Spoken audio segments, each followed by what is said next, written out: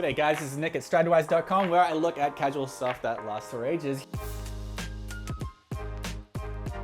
Here to give a closer look at Flint & Tinder's Hudson jacket. The thicker and longer and warmer and more natural and maybe more versatile brother to America's most popular waxed canvas jacket, the Flint & Tinder flannel lined waxed trucker jacket. How do they compare?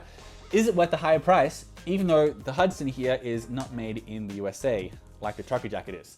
Let's run through the Hudson jacket specs. It's a long waxed jacket that covers your butt, and it is most often described as reminiscent of old-timey English hunting jackets. Although with the big brassy hardware, and especially because mine is this dark navy that I usually wear with a chunky beanie, I get a bit of like an old-timey longshoreman feel when I wear it too, but still it's definitely more inspired by hunting jackets, especially in the other 6 colors that you can get this in right now.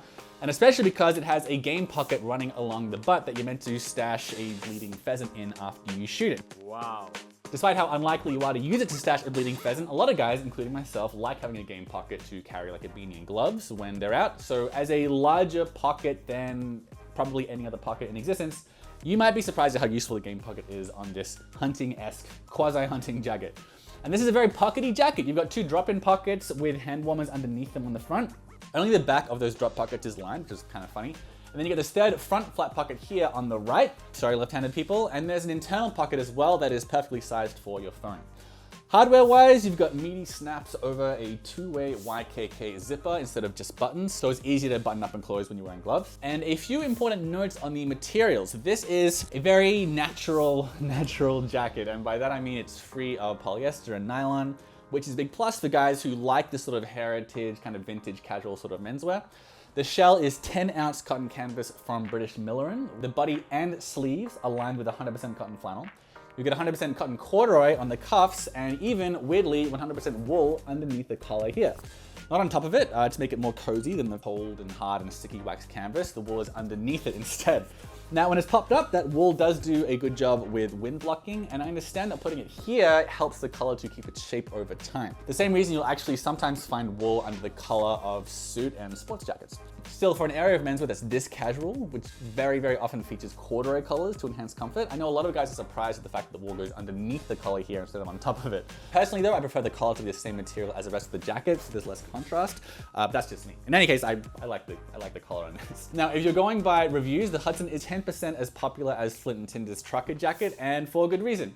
The trucker jacket is really famous. It's best known for being worn by Pedro Pascal in The Last of Us, and after you watch my review, I recommend checking out Digital Spy's interview with the show's costume designer, like The Last of Us's costume designer, on how they decided on that Flint & Tinder jacket. It's really interesting. Chris Evans also wore the trucker jacket in Ghosted, which actually was Apple TV's most watched movie debut, even though I've just never heard anyone talk about it.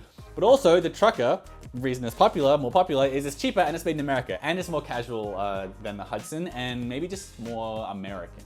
Not just because it's made here, and it's also made with American materials, unlike the British ones on the Hudson, like British Millerin is where the canvas comes from. But also because the trucker jacket style is basically a Type 1 denim jacket that's not denim. And denim jacket, like denim jeans, is as iconically American a piece of clothing as you're likely to get.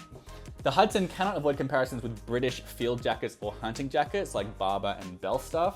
Those are favorites of the royal family and landed gentry over across the pond. I did a breakdown of all of Barber's jackets here if you want to check it out, all of Barber's most popular ones anyway, but this jacket is reminiscent of those hunting jackets. So while the trucker is American in every way, the Hudson is very British, but also more Indonesian because that's where it's made.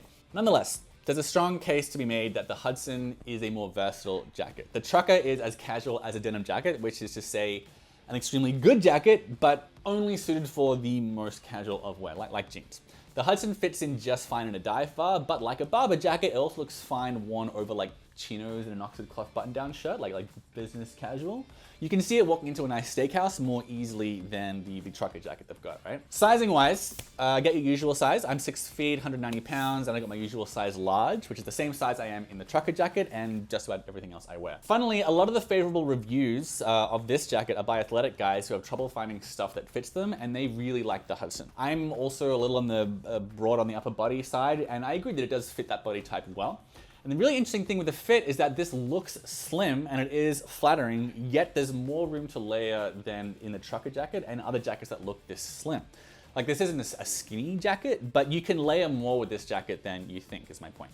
Because the sleeves are cotton lined, you're able to wear a t-shirt under this quite comfortably, unlike with unlined wax jackets, because the trouble with wax canvas, it typically feels like wet and clammy on bare skin. So this is lined, and it's not just lined, it's lined with the natural cotton as opposed to polyester. Flint and Tinder did pull off some magic with the fit of this jacket. It's actually pretty interesting. Weirdly though, on the sizing, they say that if you normally wear a 2XL, you should size up because the 3XL fits like a 2XL.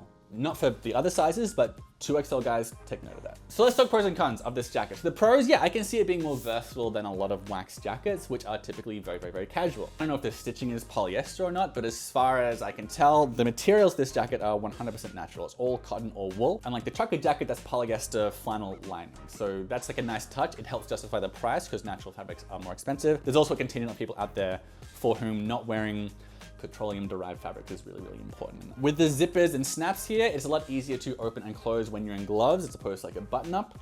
There's a ton of pockets on this jacket as well. There's a place to put anything. The fit is really nice. There is plenty of room to layer in this jacket, but it's also fine if you don't.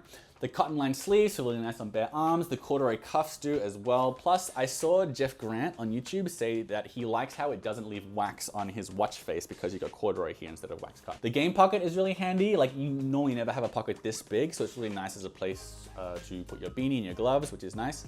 I actually saw this guy also say that he loves how he can put a heating element in there to keep his lower back comfy if you have lower back issues. Not medical advice, but that was an interesting thing I saw someone say. And this is tougher than the trucker jacket. The canvas is about 50% thicker at 10 ounces, and it might be warmer as well. This is good to wear from like 40 to 70 degrees or so. Just remember that despite all the cotton, which is more breathable than polyester, typically wax canvas does not breathe for shit. So, you know, it's not the most breathable jacket in the world. So that's a good place to kick off the cons. Number one, wax canvas doesn't breathe for shit. The Hudson is probably too slim to do work in if you're planning on using this as proper like workwear, especially given that low breathability, again, of wax canvas. There is no way to adjust the waist. This jacket is a bit long for like button cinches in the waist, but I've seen several guys say they would have liked a draw cord in there just to adjust the waist. I've seen some guys say they hate the game pocket. They think it adds unnecessary bulk and busyness to the jacket. I don't think it does. It's pretty slim in there, but some folks do not like the game pocket. A lot of guys don't like the fact that if you're wearing long sleeved, like a long sleeved shirt, when you put on a cotton lined jacket, your sleeves are more likely to catch and like ride up your arm when you're putting it on, as opposed to like smooth nylon or something like that. So you can't please everyone. Just note that that's well, there are pros to the cotton linings also.